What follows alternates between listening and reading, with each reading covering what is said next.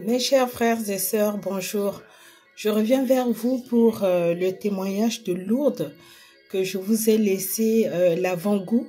Et après, il y a eu des petits soucis sur la tablette, comme je vous le disais tantôt, que je maîtrise pas tellement la tablette de ma fille. Et puis, avec les trucs de vidéo, c'est la première fois que moi je fais des vidéos. Ce qui fait que, bon, un moment, c'était bourré. Et puis, bon, il fallait libérer un peu d'espace pour me permettre de faire la vidéo. C'est pour cela que je reviens vers vous aujourd'hui.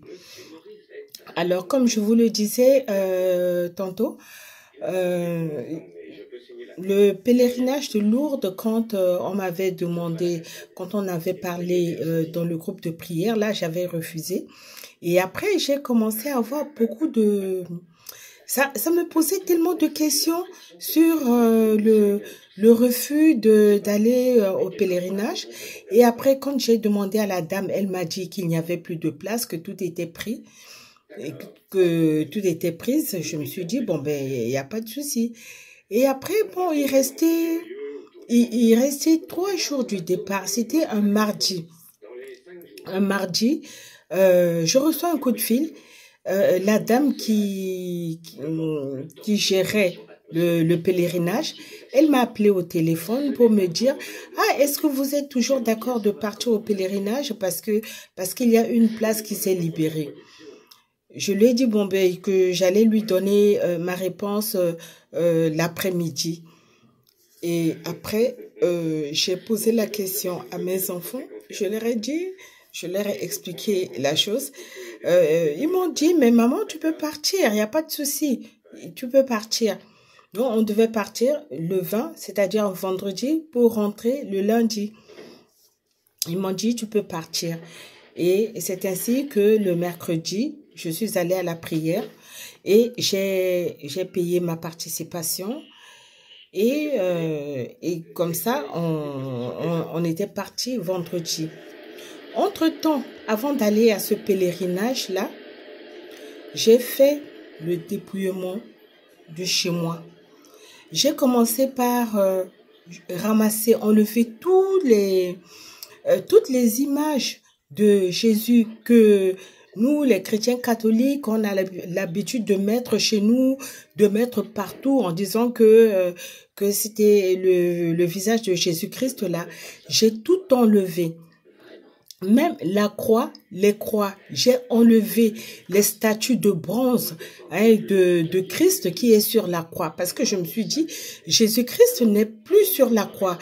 Il était mort, il était descendu de la croix, enseveli, et après 3 jours, il était ressuscité. 3 jours, il est ressuscité après 3 jours. Jésus-Christ n'est pas resté dans le tombeau. Donc, on ne peut pas garder l'image de Jésus-Christ comme si Jésus-Christ est resté éternellement sur la croix. Jésus-Christ est mort, enseveli, mis au tombeau, ressuscité après 3 jours. Donc, il n'y a pas de raison de garder les statues de bronze là avec le Christ dessus. Même pour mes chapelets, j'ai enlevé les statues, les petites statues là, et je n'achète plus de statues, je n'achète plus de chapelets avec statue de Christ posée sur la croix. Donc, j'ai tout enlevé, tout dévissé sur les croix. J'ai laissé seulement la croix seule sur mon autel. J'ai enlevé toutes les images qui étaient chez moi. Et entre-temps, j'ai fait mon dépouillement. J'ai pris tous mes bijoux en or que j'ai mis dans une assiette et j'ai mis au four. J'ai cramé tous mes bijoux en or. J'ai pris mes montres, les montres de valeur que j'aimais bien là, j'ai cassé. Il y en a que j'ai essayé de casser, mais qui ne se cassaient pas parce que c'était des montres de valeur. Mais j'ai frappé sur ces montres, sur tous ces trucs-là. J'ai tout cassé. J'ai mis à la poubelle. J'ai cramé les bijoux en or. J'ai mis à la poubelle. Les pantalons, j'ai enlevé tous les pantalons. Et les maillots de bain, pour aller à la mer. J'ai tout enlevé, tout. Je me suis débarrassée de tout. Les robes qui me serraient là, les robes qui me serraient, les robes moulantes là, j'ai tout enlevé. Donc, j'ai fait du vide dans ma garde-robe et j'ai enlevé tout ça. Et je me suis dit, parce que je disais, avant je me disais que je me faisais belle pour Dieu, je me faisais belle parce que c'est Dieu qui m'a donné tout ce que j'ai. Mais je ne savais pas que Dieu ne voulait pas de tout ça. Dieu ne voulait pas de tout ça. Et les rouges à lèvres, les fards, les fonds de teint que j'achetais chez Sephora et tout, j'ai tout enlevé. Même les bouteilles de parfum avec le reste de parfum dedans, j'ai tout mis à la poubelle. J'ai pris la tondeuse. Moi-même, je me suis rasé les cheveux défrisés. Mes cheveux étaient longs. C'était très long. J'ai tout rasé avec la tondeuse. J'ai fait la boule à zéro. Et c'était comme ça, je me suis dit, c'était ma démarche de dépouillement et je ne voudrais plus de toutes ces choses-là. Je n'en voulais plus. Et je voudrais marcher sur le chemin de Dieu. Alors, le vendredi matin, on a pris le train. On est allé à Lourdes. Arrivé à Lourdes, on nous a mis dans des chambres. D'abord, pour moi-même, pour me mettre dans une chambre, c'était un peu compliqué avec le frère qui faisait la répartition. Parce que avant de partir, j'avais déjà dit à la dame que je voudrais bien avoir une chambre seule. Et c'était ma condition aussi de départ. Donc, il a tourné. J'étais la dernière personne à qui on a remis, l'avant-dernière personne, à qui on a remis la clé pour aller dans une chambre parce qu'il a fallu que cette dame-là vienne pour dire mais non, on doit lui donner une chambre seule parce que elle m'en avait demandé et j'ai donné mon accord. Il faudrait qu'on lui donne une chambre seule. Sinon, le frère ne voudrait pas me mettre dans une chambre seule. Et moi, je me disais que j'étais pas prête à partager la chambre avec des personnes, voilà, que moi, je ne connaissais pas. Alors, cette première nuit-là, avant de nous coucher, d'abord, quand on est arrivé, et l'après-midi, on est allé, après notre installation dans les chambres, on a dîné et après, on est allé au sanctuaire. Arrivé au sanctuaire, je suis allée directement me mettre à genoux. J'avais acheté des bougies à allumer, des cierges pour allumer. Je suis venue directement me mettre à genoux et je ne regardais pas vers la statue parce que je me disais que la Sainte Vierge Marie n'est pas dans la statue, c'est pas dans les statues. Et je regardais le fond de la grotte parce que je me disais qu'elle était apparue à Bernadette au fond de la grotte. Donc, je regardais au fond de la grotte et sur le rocher. Voilà ce que je vais voir, mes frères et sœurs. Quand je regardais, je voyais la Sainte Vierge Marie, c'est-à-dire l'image, c'est comme la photo, c'est comme une image de la Sainte Vierge Marie sur le rocher. Je me disais que non, que c'était dans ma tête, que c'était ma tête qui était en train de me jouer des tours. J'ai regardé, j'ai vu la Sainte Vierge Marie, l'image de la Sainte Vierge Marie sur le rocher. Elle était habillée en robe bleue, vraiment bleue là, et elle avait une voile blanche sur la tête jusqu'à l'épaule et elle a joint ses deux mains comme ça et elle regardait, elle était un peu de profil. Elle était un peu de profil avec les deux mains jointes, mais la robe bleue qui est la robe bleue sous le voile, hein, sous la voile, se voyait. J'ai regardé longtemps, je me suis dit, mais c'est pas possible. C'est pas possible. J'ai regardé longtemps et après, je me suis levée. Je suis allée, je n'ai rien dit, je suis allée allumer le cierge. Et après, on a fait la procession. Quand je suis rentrée chez moi, je me suis mise à genoux. J'ai fait ma prière et je me suis couchée. Et quand je me suis couchée, j'ai fait un songe. Je ne vous cache pas, depuis ça va faire 5 ans. Ça va faire 5 ans que je vis la chasteté. Moi-même, j'ai refusé. Après, j'étais avec un Européen et bon, il a eu des choses que je vais vous expliquer. Je vous expliquerai ça dans une prochaine vidéo parce que j'ai été attaquée par un démon. Je vous expliquerai ça dans une prochaine vidéo. Donc, et ce jour-là, quand c'était tellement dur pour moi, et comme lui, il était athée, et à chaque fois que j'allais à la confession, les prêtres me demandaient de lui demander quand est-ce qu'il va m'épouser. On me demandait, mais quand est-ce qu'il va se décider? Ben, dans ce cas, je ne peux pas, en tant que chrétienne, je ne peux pas vivre avec un athée. Il fallait que je me séparais de lui. Il fallait que je me sépare de lui. Et c'était comme ça que je me suis séparée de lui. Et depuis que je me suis séparée de lui, j'ai décidé de rester seule avec Jésus-Christ. Alors, quand à Lourdes, là, j'ai fait un songe. J'ai fait un songe. Le groupe de prière était là. Et moi, j'étais assise à côté. J'avais une serviette blanche qui couvrait ma poitrine jusqu'au niveau du genou. J'étais assise avec une serviette blanche qui couvrait ma poitrine jusqu'au niveau du genou. Et le groupe le groupe de prière était aussi là. On était là. C'était comme si on était à l'entrée de notre appartement, de là où on nous a logés, parce qu'on était logés à la cité Saint-Pierre. Et je voyais un animal il était un peu comme un mouton, mais comme un chien blanc. Et il venait vers moi. D'abord, il marchait au milieu du groupe. Et après, il s'est redirigé vers moi. Il est venu vers moi.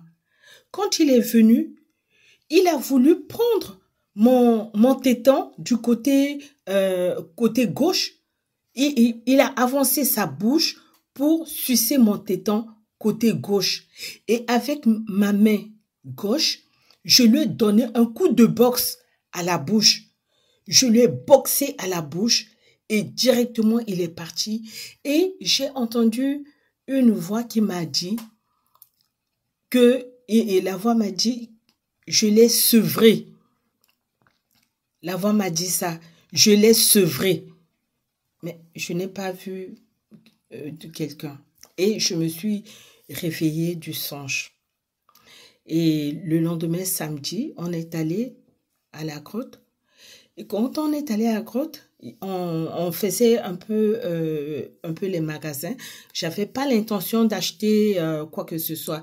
J'avais pas ça en tête, mais j'étais avec quelques personnes de mon église, avec 2 dames et que je connaissais avant, et on est allé, elles voulaient acheter quelque chose, je les ai accompagnées. Et voilà que la dame, celle qui s'est occupée du pèlerinage, qui est venue dire qu'elle cherchait une pharmacie parce qu'il y a une dame, il y a une des personnes des pèlerins qui a très mal à la bouche.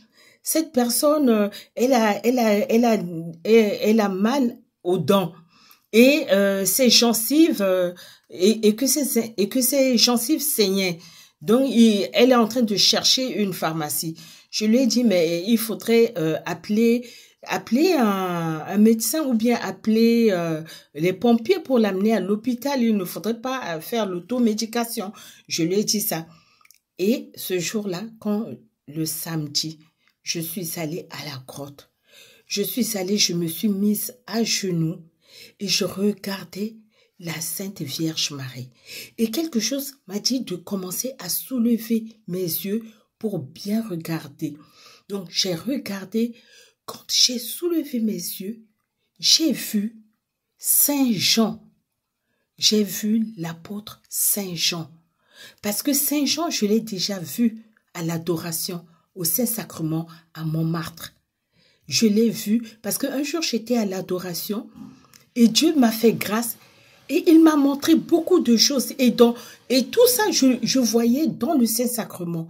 Et c'est là que j'ai vu Saint Jean. Il avait entre 14 et 15 ans. Quand il suivait le Christ, il avait donc 15 ans par là. Et il portait une robe qui lui arrivait mi-mollet. Et il était roux. Il était roux.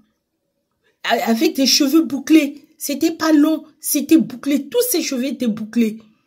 Ça, je l'ai vu il y a longtemps déjà à Montmartre.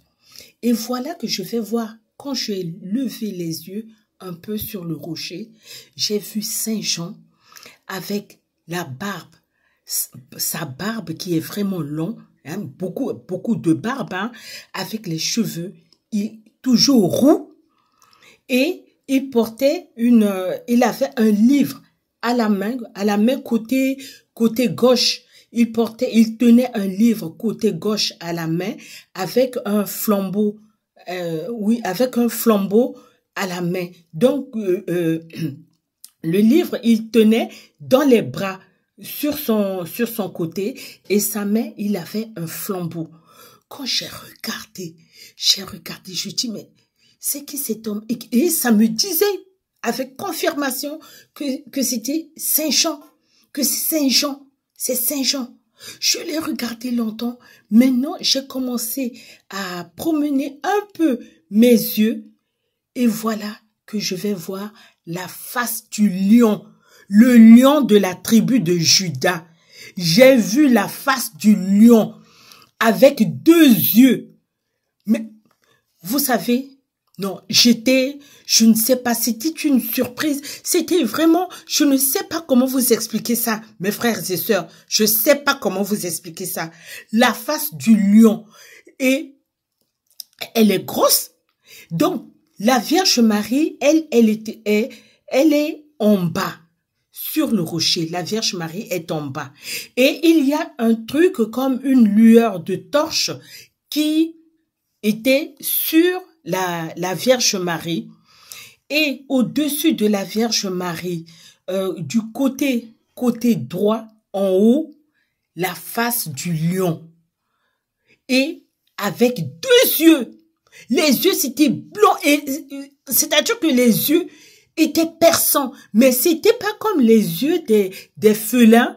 Les yeux des félins parce que vous connaissez les yeux des félins, mais c'était pas comme les yeux de félin, c'était blanc, c'était comme les 2 yeux, mais c'était blanc, c'était pas comme les yeux de félin. Et à son côté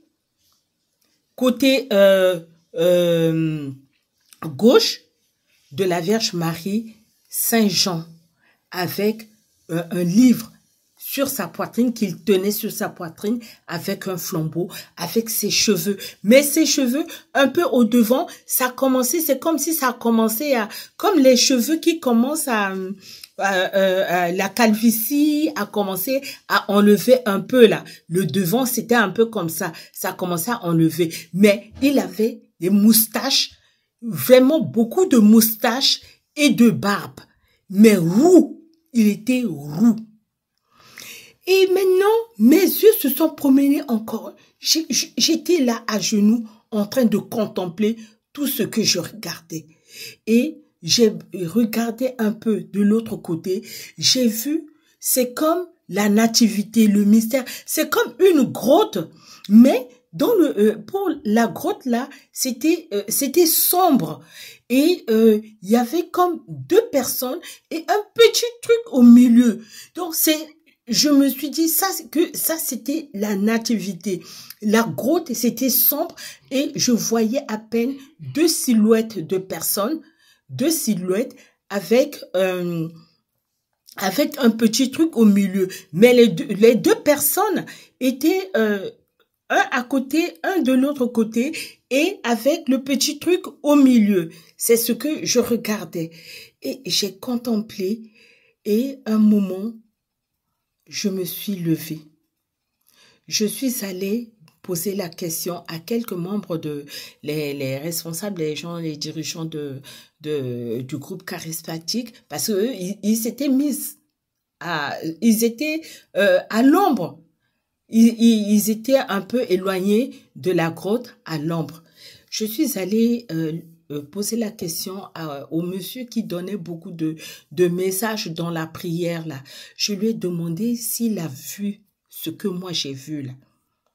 Il m'a dit non, il n'a pas vu. Je lui ai dit, mais est-ce qu'il n'est pas visionnaire? Est-ce qu'il n'a pas la vision? Il me dit non, qu'il n'a pas la vision. Bon, je me suis arrêtée là et je suis retournée pour regarder tellement c'était merveilleux. Et un moment, je me suis levée de la position à genoux. Je me suis assise sur le banc et je voyais, il y avait une femme derrière moi avec ses deux enfants, des ados. Eux aussi, ils ont vu. Ils ont vu et les enfants ont commencé à faire du bruit. Et il y avait un jeune homme qui était debout derrière. Quand il a vu, il est allé appeler ses copains. Ils sont revenus en groupe. Ils ont commencé à dire oui, oui, oui. Ils ont commencé à parler. Et il y avait un prêtre qui était de l'autre côté. Et le prêtre, il a fait chut pour nous demander de nous taire. Et le prêtre prenait à photo. Alors ce jour-là, je me suis dit que j'allais prendre en photo. Quand j'ai pris la photo n'était pas sortie. J'ai pris plusieurs photos qui n'étaient pas sorties ce samedi-là. Oh, ça m'a attristée parce que je n'ai pas pu prendre en photo. Et après, on est allé faire la procession et on est retourné à la cité. Le dimanche, quand on est retourné, la nuit, je disais à Dieu, je dis Seigneur, vraiment, je te demande la grâce de faire que ce que je vois là, que j'arrive à prendre en photo pour montrer ta gloire à ton peuple. Je voudrais montrer ta gloire à ton peuple. Je te demande, mon Dieu, de me faire cette grâce-là. Et le dimanche, après la messe, quand je suis allée, j'ai pris la photo et j'ai tout eu sur la photo. J'étais tellement contente. J'étais heureuse. Mes frères et sœurs, j'étais heureuse. Je vais vous montrer cette photo-là. Donc, tout est sorti sur la photo. Donc, vous savez, je n'arrivais plus à rester à la cité Saint-Pierre. Quand j'ai vu ça, j'ai vu le vendredi quand on est arrivé et le samedi, eh ben, je faisais les tours, je retournais là. Et puis, un moment, le samedi, quand on allait pour faire, je suis arrivée à la grotte, je ne sais pas, mais mes pieds ne supportaient plus de rester dans les chaussures. C'est comme si mes chaussures me brûlaient et ça me demandait d'enlever les chaussures. J'ai enlevé mes chaussures. Donc, je marchais pieds nus. Quand j'ai accompagné mes deux sœurs là pour faire leurs courses, comme je vous ai dit, moi, je n'ai pas fait de courses. Je n'ai pas fait de courses. Je pense que j'ai acheté une casquette pour mon fils et puis quoi, je crois un petit portefeuille pour ma fille, c'est tout, mais je n'ai pas fait de courses. Alors, j'ai marché dans Lourdes, pieds nus. J'ai enlevé les chaussures, j'ai mis dans le sac à dos et je marchais pieds nus. Tout le monde me regardait. On me voyait. Il y avait des gens qui me demandaient pourquoi je marchais pieds nus. Je leur ai dit parce que j'ai envie de marcher pieds nus. Or, parce que mes pieds brûlaient dans mes chaussures et ça me recommandait d'enlever les chaussures et de marcher pieds nus. J'ai marché dans Lourdes, pieds nus, le samedi et le dimanche. Et le dimanche, au soir, la météo a annoncé la pluie, il devait pleuvoir. Et avant d'aller avant d'aller pour la procession, comme vous savez, en juillet, au mois de juillet, c'est l'été, le jour, la nuit ne tombe pas vite, donc le jour, ça reste longtemps. Donc, avant d'aller à la procession, j'ai préparé mon parapluie parce que j'étais venue avec un parapluie, j'avais une doudoune légère pour porter en été pour la pluie. Tout ce que j'ai préparé pour prendre là, je les ai oubliés sur mon lit. Et je suis allée à l'adoration. Et arrivé là-bas, dès qu'on a commencé la procession, on a commencé avec le credo. Et voilà que la pluie a fait son apparition. Il a commencé à pleuvoir. Et moi, je me suis dit, quelle que soit la pluie, la grosseur de cette pluie-là, je ne vais pas quitter cette procession. Si je dois être mouillée jusqu'en slip, je vais être mouillée. Et quand je vais retourner à la cité, je vais me changer. Mais je ne bougerai pas de cette procession. Donc, j'étais là, avec mon sac à dos. Je marchais dans le cortège. Donc, beaucoup de gens, beaucoup ont fui, ils sont allés, il y en a qui ont cherché des hangars, il y en a qui sont allés sous les arbres et tout. On n'était pas nombreux à faire la procession. Je marchais dans la procession, avec quelques personnes là, on marchait, on faisait le credo, on récitait le credo en latin. Mais il s'est passé quelque chose d'extraordinaire. La pluie qui tombait ne me touchait pas. La pluie qui tombait ne me touchait pas. Je n'ai pas compris.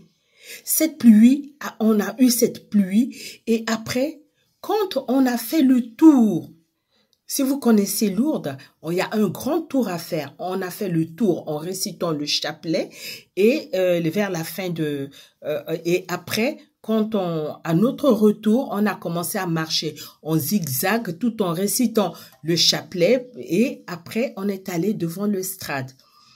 Et quand on faisait le tour, la pluie s'est arrêtée. Les gens sont revenus. On a continué le tour, on a fait le zigzag. Quand le zigzag est fini, on est allé devant le strade. La pluie a recommencé de plus belle. Tout le monde s'est enfui. Il restait quelques personnes qui étaient là. Et tout le monde s'est enfui, ils sont allés se mettre à l'abri. Et puis à un moment, j'entendais un bruit des pas. Vous voyez comme quand les pailles que nous les femmes en Afrique, quand on attache les pailles là qui tombent jusqu'à la cheville là, quand on marche avec, ça fait un bruit broum broum broum là. J'entendais un bruit venir vers moi, mais je n'ai pas fait attention. Et quelque chose m'a dit de me retourner. J'ai retourné les yeux, j'ai vu une dame habillée en franciscaine. Habillée aux habits je ne sais pas si on dit franciscaine ou franciscain, mais en robe marron qui tombe jusqu'à la cheville. Elle a attaché le cordon au ventre et avec un cap encore qui tombe dessus. Elle était toute voilée.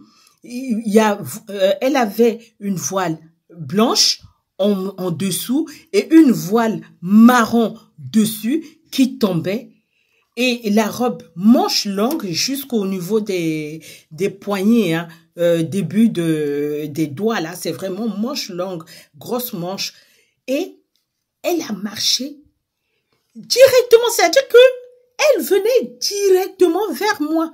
Elle n'a pas fait le zigzag et elle a marché directement vers moi. Quand elle est venue, elle est arrivée à côté de moi. Elle a sorti un parapluie, elle a ouvert, elle m'a mis le parapluie sur la tête. La dame, elle était mince, grande. Elle a ouvert, elle m'a mis le parapluie sur la tête. Je lui ai dit merci. Elle n'a pas répondu.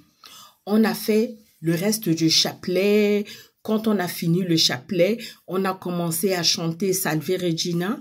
On a chanté Salve Regina. Et maintenant, quand on doit rentrer la statue de la Vierge à l'intérieur, la pluie s'est arrêtée. Et elle a enlevé le parapluie. Quand on rentrait la Vierge, elle a enlevé le parapluie et elle s'est baissée. On s'est tous baissés et elle s'est baissée long. Elle s'est vraiment baissée. Et après, elle s'est relevée quand on a la statue de la Vierge est rentrée dans l'église. Et je me suis retournée vers elle. Elle a fait 2 pas en arrière. Elle a baissé la tête comme ça devant moi. Elle a fait 2 pas en arrière. Elle a baissé la tête devant moi. Et moi aussi, j'ai baissé la tête. Je lui ai dit merci. Elle n'a pas répondu, elle n'a pas parlé. Et quand elle a baissé la tête, et après elle s'est relevée, et elle me fixait.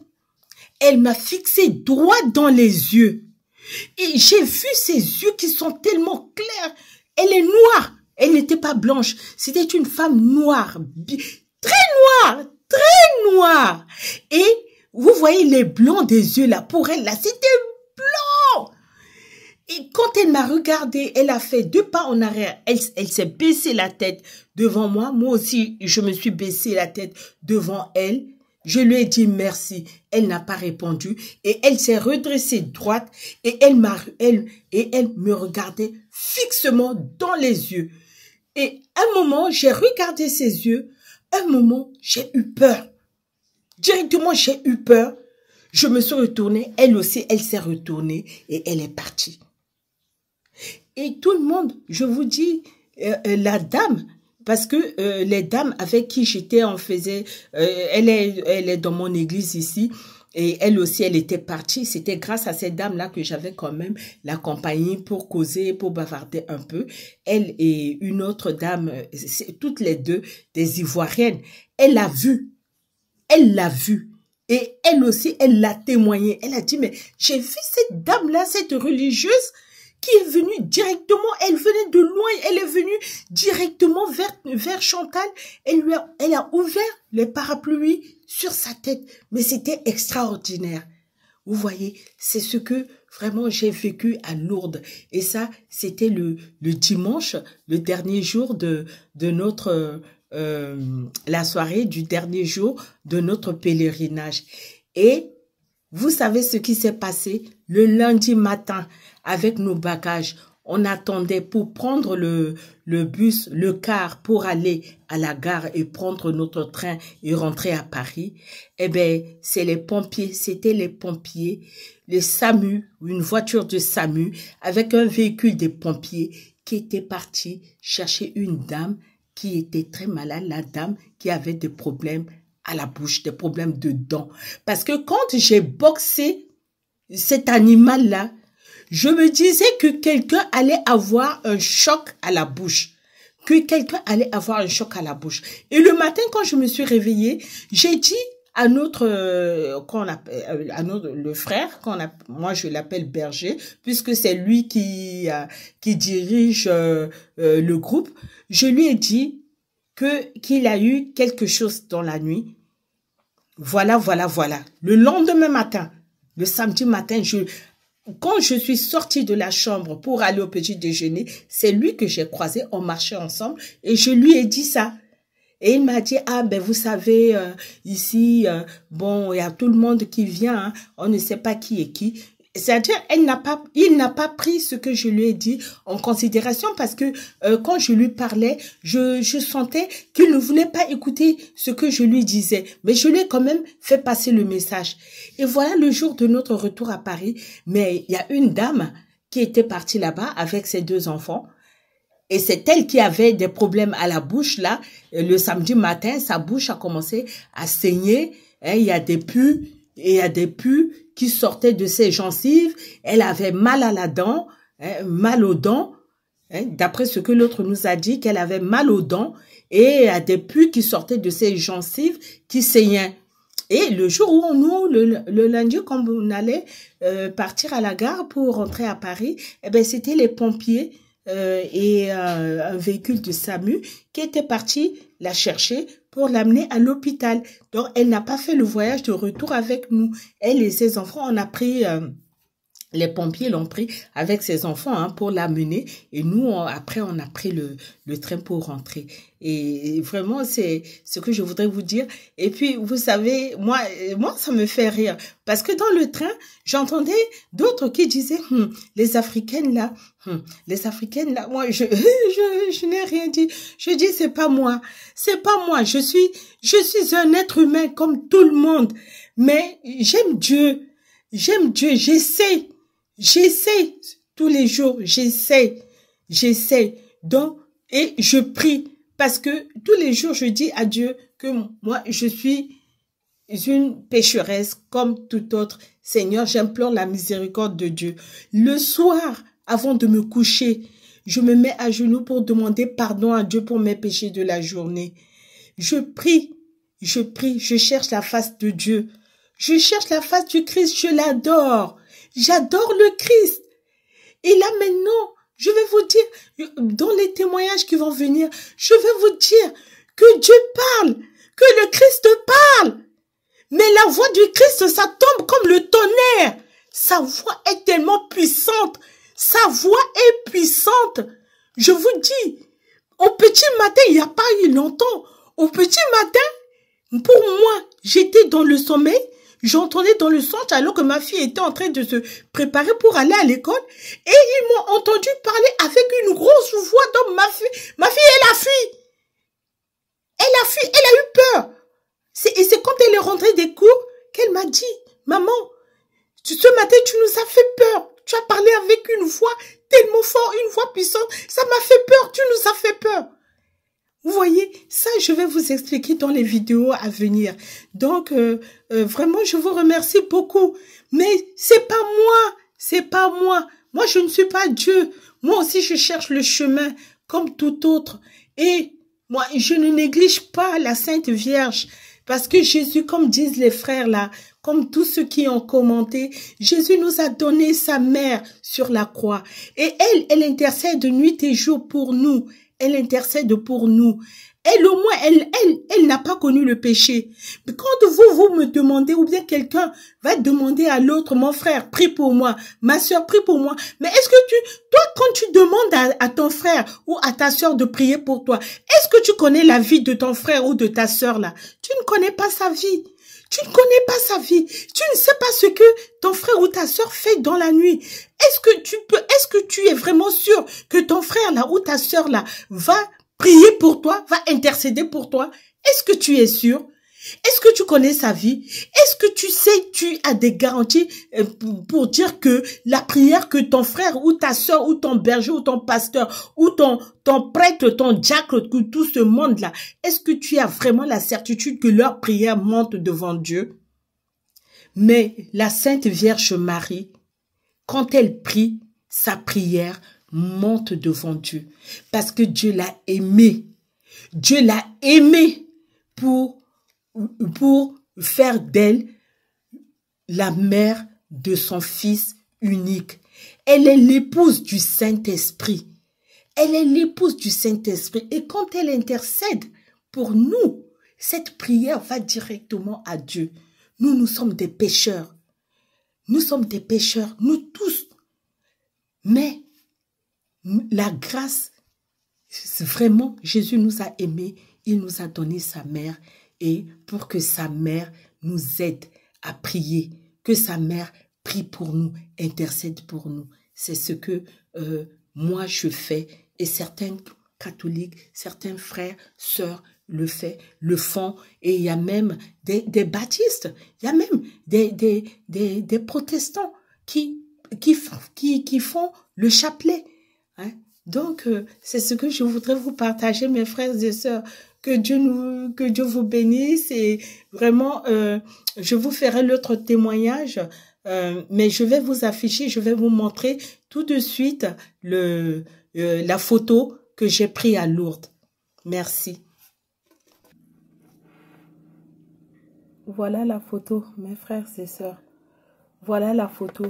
Vous voyez, là, ici, c'est la Vierge. Elle est là, dans le bleu, là.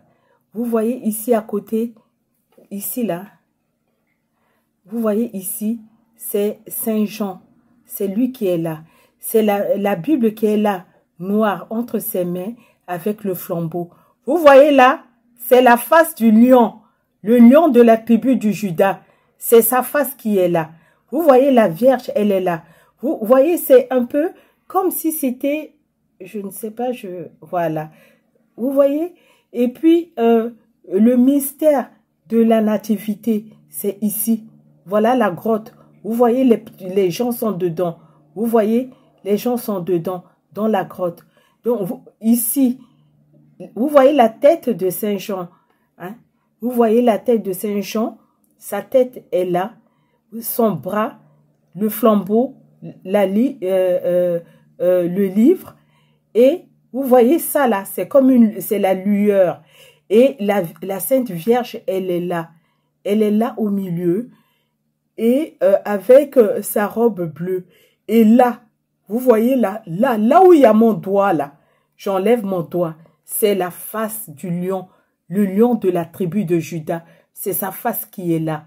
Et là, Saint Jean, vous le voyez vraiment, hein, on le voit complètement. C'est-à-dire que même de loin, je le voyais. Et c'est sa robe qui descend. Et la Sainte Vierge, elle est là, ici, en bas, au milieu.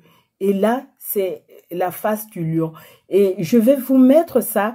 Hein, je vais vous mettre l'image. Je vais vous mettre l'image en ligne. Vous allez voir ça. Merci.